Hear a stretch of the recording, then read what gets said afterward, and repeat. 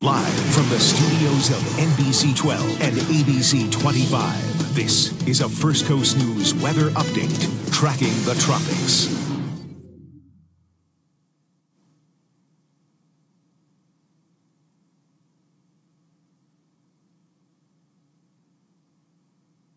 Having a relaxing Labor Day. I'm not here to make it stressful, just to give you information. This hurricane, if it's going to impact us, and I think it probably will eventually, is still a week away. But check it out. You're looking at the symmetry and the eye now of a Category 4 hurricane. So notice the winds, 130 with gusts to over 150 miles per hour, expected to maintain that strength. The first major hit, and so the bad news, our friends in the northern Leeward Islands, then places like the Virgin Islands, very close for Puerto Rico, Hispaniola, and Cuba. On the fifth day, in some form or fashion, it's going to pivot and turn to the north. So as far as Florida is concerned, the initial main focus will be South Florida. The different computer models are the best ones agree on this pivot point. The big question is just exactly where will it do it? Here's what I'm thinking will happen. 40% chance South Florida, 30% chance Tampa. We'll keep you updated.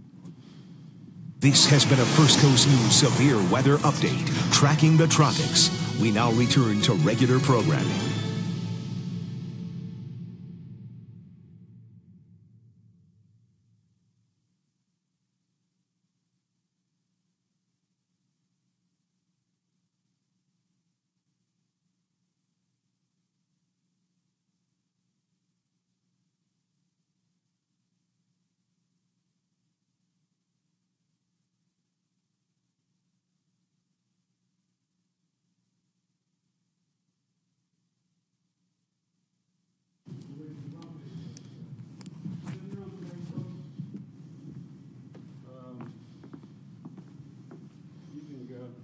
All right. You're up on Facebook Live right now. Hello, everyone. We're on Facebook Live, and this is our way to talk a little bit longer, and hopefully, I'd like to hear from you. I'd like to have questions from you. Tyler's going to help me on the other side of the keyboard and the tablet and the camera, if you will, and whatever else you want to call it. And I'm going to share just the basics on Hurricane Irma. This is certainly not to stress anybody out or cause you to rush out the door. Remember, this hurricane, I think it will impact us in some form or fashion, but that's 7 days away. You're looking now at Hurricane Irma, a Category 4 hurricane. Here's the official forecast track of the intensity and of the path. Remember, the cone doesn't show where the impact is going to be. The cone shows how the error in the forecast can develop. And as a reminder, the average error about 4 days out is 175 miles in either direction.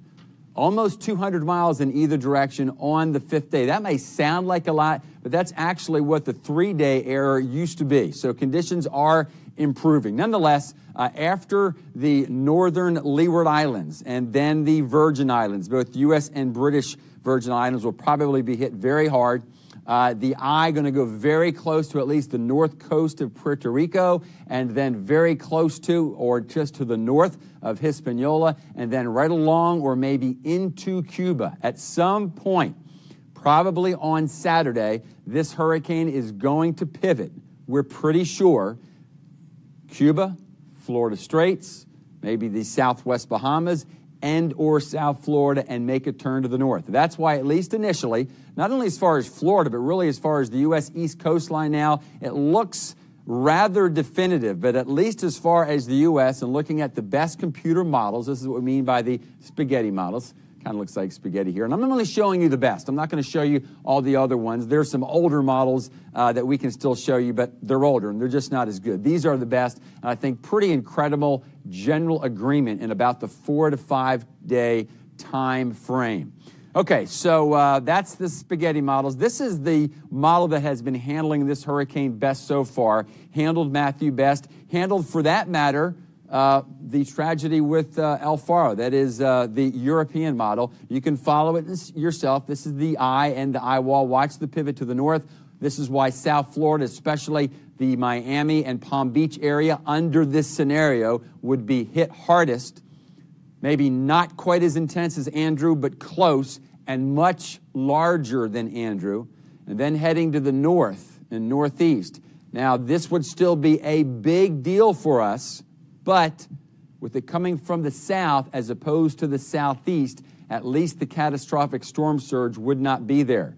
If anything, a greater concern for the Carolinas. So the general theme, really, that we talked about since last Thursday, as far as U.S. mainland concern, South Florida, and then possibly the Carolinas, maybe even points northeastward. Breaking it down for you, there's a lot going on here. But breaking it down for you, I think we can work it into two specific themes, especially as we head toward the weekend. One theme, going to give it a 40% chance. It pivots in some form or fashion over Cuba, the Florida Straits, and/or the Southwest Bahamas, and then hits South Florida in a severe way. Now, the longer it stays pivoting over Cuba, if it does that, that'd be terrible news for our friends in Cuba. That would cause the hurricane to weaken some before it re-intensifies. The less time it spends over Cuba and the more over the Florida Straits, well, that's the worse the news would be for South Florida. Now, I think there's a 30% chance it continues on this track west-northwestward a little bit longer. And if it does so, then the concern shifts more from the Palm Beach, Miami, Keys area to the initial concern being Fort Myers to Tampa. The farther it goes to the west, the harder it could turn northeastward, and that might be good news for our friends in the Carolinas. Now, notice that just adds up to 70%. What about the other 30%? Folks, this is still over a week away. There is a big variable in what's going on, and I just want to let you know, I think there's a 30% chance we don't know what could happen with this hurricane. But I do want to emphasize we have a long time to watch it and prepare. I have a question right now actually from Andrew. Yeah, and actually, Tim, with those lines, with those percentages, could you put those into context? Is it like a Hurricane Dora, Donna, Matthew, depending on which track it ends up taking? Okay, so if it takes this type of track, this would be similar to a Donna of 1960. This wouldn't be all that dissimilar to Cleo of 1964. You know, in 1964, a lot of folks talk about and remember Dora, and Dora was the big deal. But remember, Dora came at us from the Atlantic. Dora was a worst-case scenario. I've heard people compare Matthew to Dora. Not the same animal. Matthew was bad, but Dora was a whole different animal because it came at us from the Atlantic. Cleo, kind of like Donna, came at us from the south. The eye went offshore, and then it came back ashore just north of us. So that would make this, again, if it did this course, maybe more like a Cleo than anything else that we've seen, let's say, in modern hurricane history. Now, if it did this type of turn, and again, I'm just trying to show you generally. Don't focus too much on this is just north of Fort Myers or just south of Tampa. Let's just say this is the theme that says gets into the Gulf of Mexico and then comes back. Pretty similar, actually, to a Charlie. Could be as strong. Can't rule out stronger, but bigger. So therefore, whereas Charlie's wind damage barely made it up to Flagler and St. Johns County, this would make it farther off to the north. So great question, Andrew. Tyler, any other questions?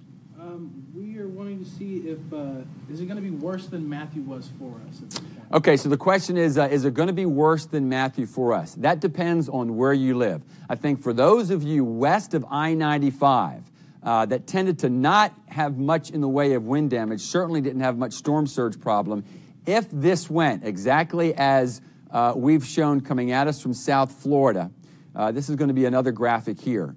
And this is focusing on wind, and that's our theme here is wind. And the intense colors being the wind damage areas. That would be more like out toward Highway 301. So if this went somewhat like this forecast, this would be the eye, by the way, on Monday morning, then compared to Matthew, I think we would have more widespread power outages, more widespread trees coming down on homes, but the storm surge would be less if it goes as compared to this forecast. How about the Panhandle, Pensacola? What are we looking at in terms of that area of Florida? Okay, for anybody from Pensacola eastward, whether you live there or you have concerns there, I would keep a very close watch. But I hopefully the point that I'm making with the tracks that I showed you is I now think that in some form or fashion, there's a 70% chance that it's going to hit some area of South Florida and then head north and northeastward, which would mean the Pensacola area would have the least impacts. Now, I'm showing you that if it takes that general forecast, and folks, maybe the main underline I should have there is this will be adjusted. I promise you, this will be adjusted. But if you're wondering right now, inside my brain, what am I thinking? I'm thinking the worst of the weather would be Monday, but let's bookend it with Sunday evening to Tuesday morning. Winds over 50. Now, how do you put that in perspective? A severe thunderstorm warning is issued when winds go over 50 to near 60 miles per hour.